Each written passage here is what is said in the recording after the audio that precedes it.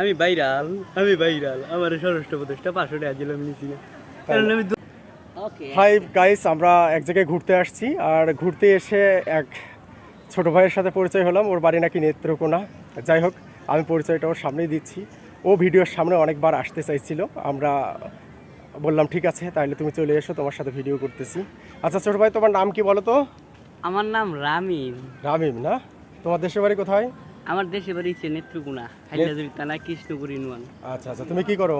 আমি পড়ালেখা করি, মাঝে মাঝে পড়ালেখা করি। পড়ালেখা মাঝে মাঝে পড়ালেখা করো? মাঝে মাঝে পড়ালেখা করে সেই পড়ালেখা দিয়ে কি করবা তুমি? এই পড়ালেখা দিয়ে যদি একটা চাকরি পাওয়া যায় চাকরি করবো। মাঝে মাঝে পড়ালেখা করলে সেই পড়ালেখা দিয়ে তো চাকরি করতে পারবে না।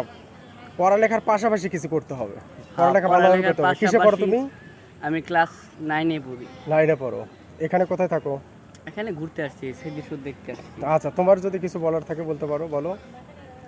আমার জন্য দোয়া করবেন খালি, দোয়া চাই সবার সাথে।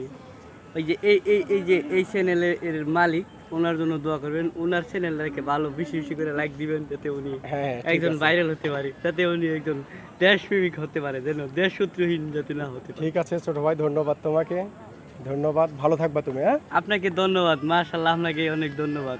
ধন্যবাদ। ঠিক আছে, ঠিক আছে, ধন্যবাদ, ভালো থাকবা। হ্যাঁ, ভাইরাল হইছি আমি কদিন আগে।